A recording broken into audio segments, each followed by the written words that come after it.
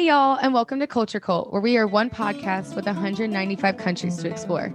I'm your host, Marie, and this is where we spin the globe and learn about the history and music from whatever culture we land on. So here, joining me today for this episode of Greece is my grandmother, Lollie, who is the smartest person I know, a woman who thrives off knowledge and is a huge influence to why I love history and learning today. Not to mention, she has the best accent in the world. So it's Lollie. She's here. How are you? Welcome to the podcast. Thank you, Marie. It's so nice to see you. And I appreciate joining you on your podcast. Yes, you're one of my first guests. And I'm very new at this. I'm pretty sure you've never been on a podcast either. No, it's my first time. And I'm looking forward to being on this globe as you spin it. Yeah. And we together, and I'm inviting some of your friends to make a make-believe trip to Greece today. Make-believe trip. I think we'll have an interesting trip. I'm going to try to share with you some of the experiences I had on my one and only trip to Greece. And as I've traveled, it's one of the trips that has stood out in my mind. And Marie, I first got interested in Greece when I was taking Latin, which sounds rather odd. But in studying Latin, I learned that the Romans loved anything Greek. And I discovered that Greece was an easy place to fall in love with. In fact, the Romans liked it so much, they imitated their art, they imitated their government, they imitated most everything that the Greeks did. And as I was going through college and I began to study more about the Greece, in some ways, I hope someday I would be able to make that trip to Greece. Well, the time came later, much later, and I joined a group of people who were going to Greece. And we flew in first. We flew into Rome. You went to Rome first? We had to stop in Rome before we went to Athens. And in that airplane, there were all kinds of brochures about Greece. And so I started thinking, what will we see most and first? And I thought, well, will it be the Agora, which is in the heart of Athens? Will it be the Syntagma, which is actually where the capital sits? It's kind of their square. Would we go to the Greek islands? Would we see ships sailing on the Aegean? Or most of all, first thing I see, will it be the Parthenon? And that's what I had in my mind. The first thing I'm going to see is the Parthenon. That's what we think of when we think of Greek antiquity. We think of the Parthenon. Well, my anticipation of seeing all the antiquities was just enormous. And I couldn't wait for the first glimpse. And so we landed, we boarded a coach and started out of the airport. And I was so excited. And I looked out on that busy streets of Athens. And you know what? The first thing I saw was two beautiful, if you want to say beautiful in quotation marks, golden arches. McDonald's was in Athens. It beat me there. It beat me there. Well, I kind of got used to McDonald's because, interestingly enough, the antiquity of Athens is set far apart from the central part of Athens. Well, we went into the hotel and we saw people of many nations wandering around in the hotel lobby. But then there was something that struck me, that Greek mythology was everywhere in this hotel. They knew the tourists came to see Greek mythology and Greek antiquity. They didn't come to see the modern Athens. Mm-hmm. Well, in the middle of the lobby, there were some statues. They were life-size statues of the three muses. Now, they were beautiful women. They were life-size. They were marbleized, and probably with a plastic with some sort of marbleization over it. But these three muses were standing there. The first one on my left was Aeode. Now, Aeode is the muse of voice and song. And the middle of the trio was the muse Mileti. Now, Mileti is the muse of thought and meditation. And then on the right side of this trio was Nimi. Now, Nimi is the muse of memory. Well, we're standing there admiring these three. Now, we've just walked into the lobby and we're admiring these. And all of a sudden, this really old, tottery man walks up on a walking cane. He sees those three muses. He tosses his walking cane to somebody standing there, and he tries to dance with Nimi, the muse of on the right. Well, of course, she didn't move because her feet are marbleized and they're planted in the floor. But we all just broke up laughing. And I thought, this is the funniest thing, that this old man thinks he can dance with his marbleized figure. But everywhere we looked in that lobby, we were reminded of the glories of Greece. The check-in desk had a small statue of a bust of Homer. And then he looked like he was observing all the new guests that were coming in. And on the writing desk, which was to the right of the check-in desk, was a bust of Socrates. Now, Socrates is not known for being a good writer. In fact, we don't know that he ever wrote anything. But he looked like he was watching the people who were, because they were writing their notes on the desk. And then we walked to the elevator, and on the wall was a bronze relief of Jason, and he's sailing on the Aegean, and he's on his way to find the Golden Fleece.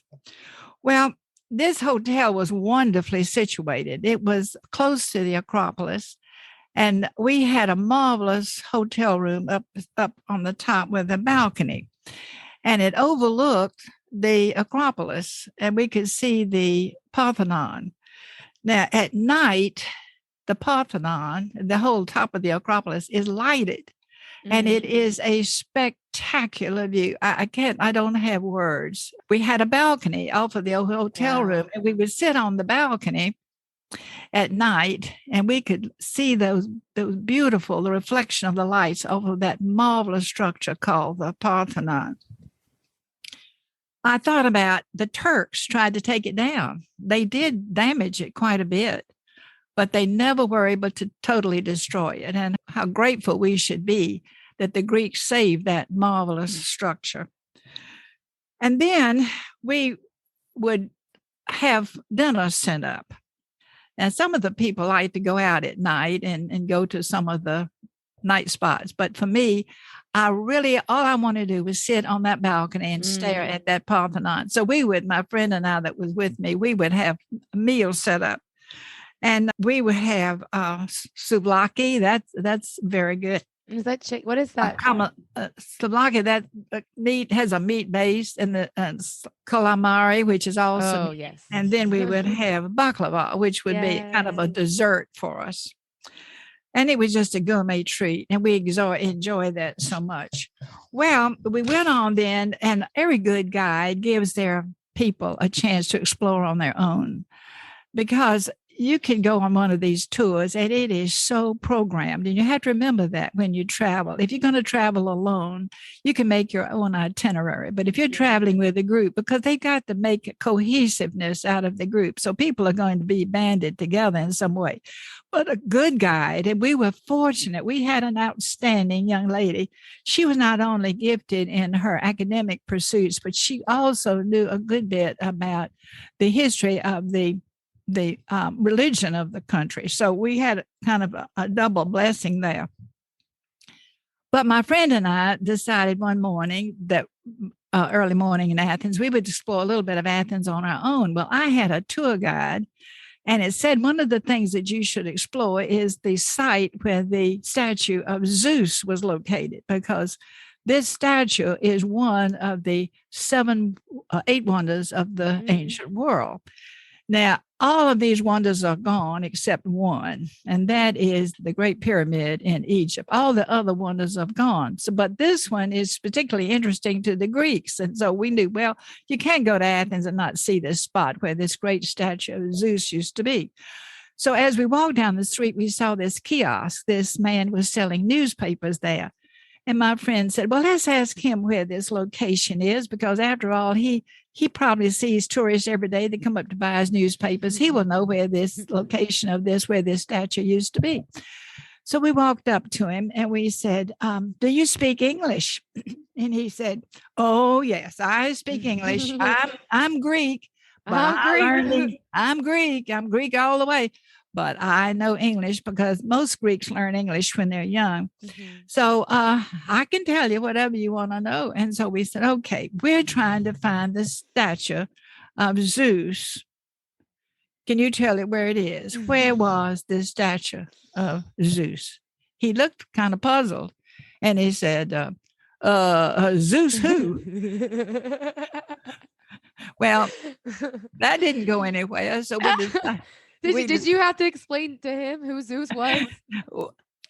I say we were laughing so hard that this Greek didn't know who's. He said, I can tell you anything in the world. He said, Zeus. I'm Greek. Zeus I'm who? Greek. Zeus who? Well, we went to the museum, and that is where the Greeks know everything. In that museum, it was wonderful. But our guide said to us, now this divided in half. Half of it is Greek art. The other half is Roman art. Now I would advise you to go to the Roman side first, and then go to the Greek side. So we followed her direction. So we went into the Roman side, and it was splendid. I mean, there were the great gladiators with their shields and armor, and then here these beautiful dancing women who probably were dancing for the powers of Rome. And we enjoyed it. Well, then we went on the Greek side, and it was jaw-dropping, the difference in the artists of the Greeks over the Romans. And that was so, I appreciated that so much.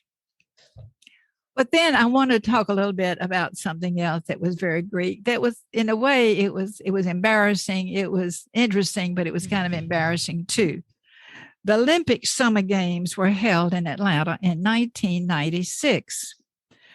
Our trip to Greece now was in 1993. So this was before we had the Olympic Games in Atlanta. And the whole thing really amounted to the Greeks had not been able to have the Olympic Games for a long, long time. There had been years and years and years since the original Olympic Games.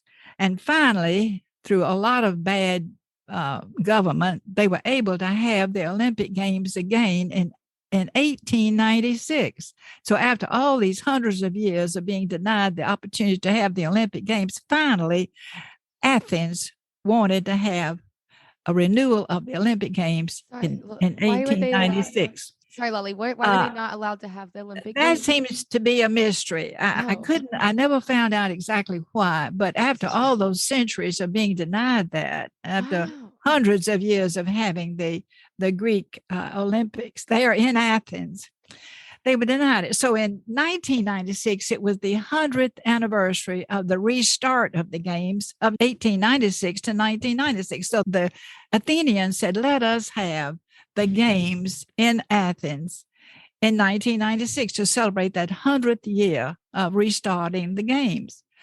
Well, unfortunately, I think for them, they decided that Atlanta would have the 1996 games instead of Athens. So awful. Well, that's so rude. Well, it was something. Well, we were on this bus, and so the coach said, well, I'm going to take you to see where the original Olympics were held in Athens. And they were restarted in 1896, and we wanted to have it in 1996, but we didn't get that choice. So then suddenly she realized she's got a bunch of people on this coach, all from Atlanta.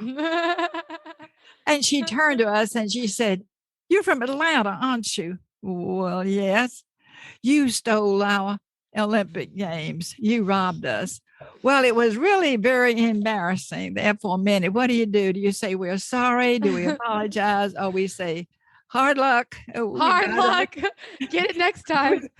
Yeah, maybe better luck next time. Well, she was very upset with us, and we were embarrassed. But then all of a sudden we said, let's go to a restaurant. Let's have a good dinner and some good Greek wine. Mm-hmm. And so we did. We went to a restaurant and we had a wonderful time and shared some Savantiano, which is a very widespread, popular wine in Greece. Those grapes are grown all over Greece. Is it a red or white wine? It's a white wine. Oh, and is it sweet? It's more like, I would say more like a dessert wine to me. You. I will try it, but no, thank you. I don't like sweet. I guess they probably sell it in the US. I'm not sure. I cannot find it. There's always Italian, Californian. I hear about Greek wine, but I can't really find it. I think we're so taken with French wines in this country. We probably don't think about, we think about Greek cheeses maybe, but not so much Greek wines. I know. I think the French have the edge on that. They definitely do. Well, then from there, we went down to the Areopagus. Now, the Areopagus is what we might call a marketplace, and it's at the foot of the Acropolis. And you go down there, and it's still very well patronized, but there's a lot of area around it that's like a marketplace. But the Areopagus itself is still a place to see the ruins. I think that when you go there, what you see is something so beautiful that you walk around and you see the remains of all the temples there, and it is a very interesting place to go. Then we took a trip on the Aegean. Now that's an interesting. That's what I want to do. Well, it's just beautiful. It's not like any sea you'll see anywhere else. It is so dark blue. It's like blue ink. And you think, well, if you go under the surface there, you won't be able to see daylight. It seems to be that thick, because it's not, but it's really absolutely beautiful. And I want to recommend a book to you. It's written by Thomas Cahill. He wrote a series of books called The Hinges of History. And I think there's 7 books in that series, and you can read them independently. They're not connected. But one of the books that I would recommend is called Sailing the Dark Wine Sea. And it's about, the subtitle is Why the Greeks Matter. And I think that would be very interesting for anybody who's interested in Greek, because it gives you all of the antiquity of the formation of the Greeks. And not only that, but how Greeks fought to become an empire. Another thing that I think is interesting to see is the amphitheaters. We have amphitheaters in America that are based on the style of the amphitheaters in Greece. Now, one that we went to that was just very outstanding. I think the acoustics there are so perfect that you can stand in the stage area of this amphitheater. My friend stood in the staging area, and I went up to the very top row of this amphitheater, and she quoted some lines, and I'm sitting up there, and she didn't know any Greek. So all she knew was a little bit of Shakespeare. So she said, "To be or not to be, that is the question." I heard every word she said, just as though she had been standing next to me. So don't miss seeing that part of Greece. Another thing that's very interesting is the Meteora, which is a section in Greece that it's unbelievable. We kick around that word incredible. Incredible means not to be believed. And this area in Greece is outside of Athens a good many miles, but it is where all these monolith rocks stand straight up in the air, and they're hundreds of feet tall. And it's just like putting sticks up around in a child's playground. Well, all of these tallest ones used to have monasteries at the top. But there's only one left now, and it's still perched up there on top of this high, hundreds of feet up in the air. And they have some steps carved into the stone on the side of this monolith. But this monastery is still up there. Well, we climbed all those steps, 100-degree heat in Athens summer. It was hard to do. Well, we got up there. These monks living up there have no transportation except to go up and down the steps, or they put a basket over the side tied to a rope that's tied to a wheel, and they lower a monk down the side of this monolith, and he'll go to the market, he gets whatever's needed, then he gets in the basket, and they roll the wheel, and they bring him up round and round and round. They bring him back up, and he unloads the basket and with all his wares from the market. And so we asked one of the monks, well, this is very primitive, and that you're rolling that rope. How do you know that this is not going to work anymore? And he said, well, we know it when the rope breaks. Well, he moved on. He moved on to another question. So we didn't ask. Like, duh, of course. Well, that's how primitive it was. Another you might be interested in is the marathon. You've heard of the marathon. We have marathon races now in New York and Atlanta. I will never do one. Oh, yes. The marathon is very popular in this country. Well, I think that the idea of the marathon was all based on a Greek story about a man who was running from Marathon to Athens. And this was because of a war with the Persians. And this was a bloody, bloody war. But the Greeks won. And so this man, his name was Phidippides. He was running. Phidippides. And Phidippides is running from Marathon to Athens to carry the good news that they've won the war with Persia. Oh, this is a great news. So he starts running. But unfortunately, he makes it, but he dies. Well, the advertising people in America really love Greek things, and they love Greek mythology and Greek history. So there was an advertising company that decided to take this story of Phidippides running from Marathon to Athens. So they made this advertisement. So they had this man running and from Marathon. And so this man looking out the window, he sees this runner and he sees he's carrying something and he's running so fast. And he said, oh man, this guy is really running fast. He must have something important in his hand. So he keeps running and running. And then, but as he gets closer, he sees a man slowing down. So the observer says, hey, this man's slowing down. He's not going to make it. Hey, hurry up, Phidippides, hurry up. Hang on, Phidippides. Looks like you're carrying something important. Oh, it looks like you got a message. Hold on, Phidippides, you can do it. Well, poor Phidippides, he gets right up to the station and collapses. And the observer says, oh, Phidip, I'm so sorry. You should have used FedEx. Well, that's how we regard some of Greek history. We kind of make light of it. But anyway, you can remember that advertisement that FedEx used Phidippides in the marathon. That's awesome. I love it. I think that as we look at this, going back to the Parthenon, this is one of the most marvelous buildings. And they're trying to prop it up. It's kind of sad. It's like a real old lady on her walking canes and everybody's walking around trying to hold her up. She's a beautiful old lady that people are trying to support. Oh, I love it. Such an awesome way to describe it. Well, she is. She's a grand old lady. She used to have a beautiful lady standing in the middle of it, which was Athena, of course. Athena, yes.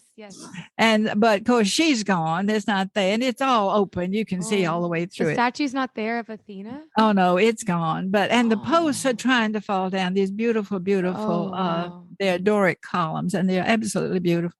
Well, one thing about it that I want everybody to think about this: when the Greeks built this 2,000 more years ago, they didn't have calculus. They didn't even have a numerical system. They used the Greek alphabet. Alpha was 1, beta was 2, alpha, beta, delta was 3, gamma was 4. That's the way they figured it all out by using, if you can imagine that, with no decimals, no fractions. Well, they built this marvelous edifice without calculus and out modern engineering. And it is absolutely stunning that they were able to construct something of such marvel. Oh my goodness. Another place to go is to see the Oracle of Delphi. Now, she was supposed to be this person who could foresee the future and give out these great ideas of wisdom. Odysseus, didn't he see Delphi in the story? Yes, most of the Greeks, that is a person out of antiquity. And I was able to go, and they have a stone there where they think that she sat. Now, you have to They think that she sat? Yeah, they think she sat on this stone. And I possibly sat on this rock. They did. They found this mountain there in Delphi. And I went and sat on that stone, and my friend took a picture of me sitting there on that stone. You sat there too. I sat on the stone where the Oracle of Delphi. I don't know that it gave me any wisdom, but it gave me a thrill to think that I've been part of antiquity. Wait, so that was a real person? That wasn't a myth? They believed it to be a real person. It was the wisest woman in the village, and they elevated her to this whole idea of Sophia. Now, you know, Sophia is the word for wisdom. The sophists were part of one of the Greek antiquity philosophical schools, were the sophists, and they were the wise people. And people name their dog Sophia, but they don't really realize maybe Sophia means wisdom. Maybe they're giving a lot of credit to a dog. But I think that when you visit Greece, you will see all these things that are so wonderful. And Greece has given us so much. All the things from the great seat of the oracle at Delphi, that was the renowned center of culture in Greece. That famous column porch down in the Agora, there's a beautiful columned porch, and that was called the Stoa. And you will see that in the steps of that Stoa. Now, part of this is reconstructed, so you won't see the original, but that's where Socrates would sit to talk to his students. And Aristotle and Plato. Down? Socrates didn't write anything? Socrates didn't write anything. His student was Plato. Now, Plato would make up stories involving Socrates, like his great work is called The Republic. And in The Republic, he has Socrates debating other people. But Aristotle was a great student of Socrates. Now, Plato had a student named Aristotle. Okay. And Aristotle and Plato kind of disagreed on some things, but these are inheritors of the great philosophical mindset of Socrates, Plato, and Aristotle. So you'll hear a lot about them when you go to Greece. They're very important. But we must appreciate Greece because it gave us so many things that are part of our Western values, our form of government. Although the Romans really contributed more to the idea of representative government than the Greeks, but the Greeks did have a representative government, which our democracy is based on that. The Greek history, our mythology, our way of life, our food, there's so much that we can contribute to the Greeks. Even the fraternity and sororities in these colleges are and these Greek mansions, and they all call each other Gamma Phi Pi. They call each other things like that. Well, you're exactly right. The Phi Beta Kappa is the most famous, I guess, of all fraternities. That Phi Beta Kappa are the very high echelon people that soared so high in the academic world. They're straight A, 4.0 people get into Phi Beta Kappa. In some high schools, they have something called the Beta Club. And then you've got these other things, these other famous Greek letters to identify. But each one of those letters in Greek had a significance beyond just the name of the letter. For instance, I told you before that number was important to them. Also, in some religions, certain Greek letters, for instance, the Greek alphabet, there's theta. Theta stands for God. Chi stands for Christ. So in religion, we've adopted those Greek letters too. So we'll just see Greek culture involved everywhere. And I guess I've taken a lot of your time, Marie. I've enjoyed my visit with you and enjoyed this visit to Greece. I just wanted to leave you with a couple of ideas. We can take a whole month, or just maybe a day rather. We can take a day and get on the internet. And we could spend a whole month on the internet. And we can explore Greece from all manners through a camera's eye. But I will tell you that one day spent in Greece is worth 1,000 months on the internet. And I think we have to take a note from Nemi, who was the muse of memory. Tuck those memories of Greece in your mind and go back and recall those happy days that you were able to spend on the Greek islands. It's wonderful. I'll leave you with the Greek thank you. It's called Eucharisto. And we get the word Eucharist from that word. The Eucharist is the highest point of the Christian worship service. It is the celebration of the Holy Communion. That's the last supper of Christ. And so in Greece, the Christian faith is very, very pronounced in Greece. And the Greek Catholic faith is very significant in Greece. Their cathedrals are absolutely beautiful. And the Eucharist, as I said, is the high point. And so the Greek language even adopted that word into the everyday language. And when you go anywhere, you buy something, you get off the coach, or somebody does something for you, and you say thank you, you try to say something in the language of the country that you're visiting. And so the word to say, Eucharisto, means thank you. And it's a very humbling word. I guess something like shalom in Greek or aloha is that same kind of connotation to the Greek. So I'm going to bid you goodbye. And I hope that someday you'll be able to go and have this wonderful adventure in a marvelous country in this world. Eucharisto. Caristo. I would love. Greece has been on my mind I would say for about 13 years. I've always wanted to go to Greece. The islands in the Aegean Sea and the story of Odysseus, that always captured me. That long passage he had to take back. What fascinated you more? Was it the statues and all of the architecture, or were you more fascinated by the ocean and the islands? I think it's hard to say because Greek is not categorized. I think you have to accept Greeks in its wholeness. I'm interested in Greek mythology. I'm interested in the Greek language.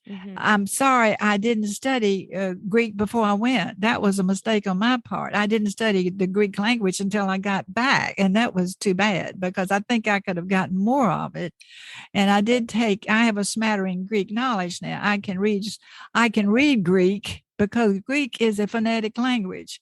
And if you know what alpha, which is our letter A, you know what that sound makes phonetically, then you can read any Greek that you see because you know what that pi is the sound of P. They have 24 letters in the alphabet, whereas we have 26. But once you know what sound those Greek letters make, you can read Greek.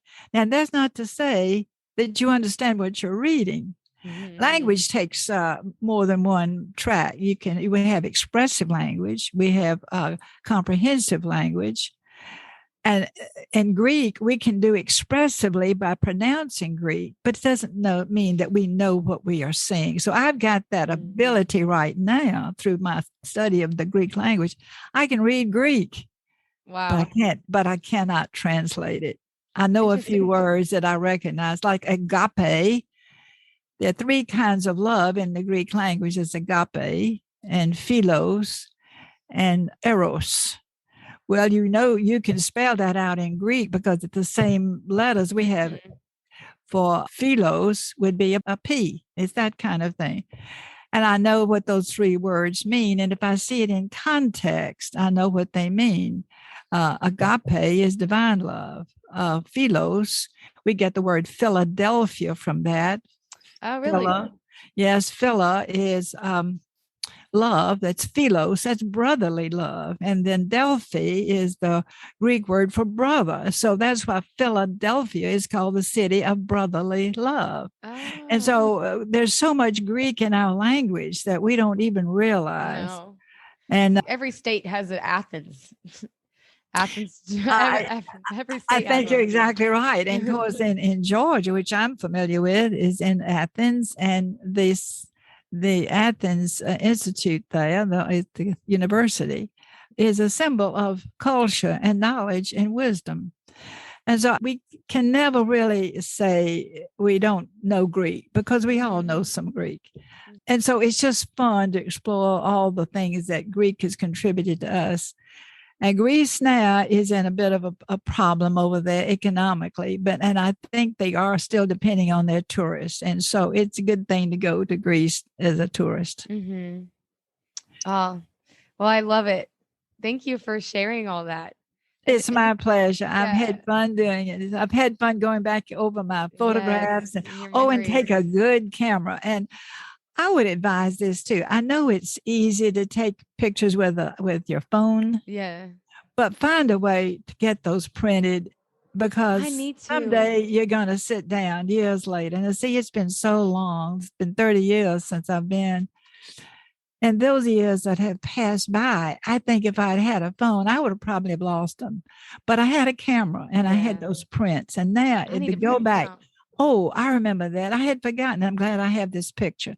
So to renew your memories, join hands with Nimi, the muse of memory, and use a good camera. Yes.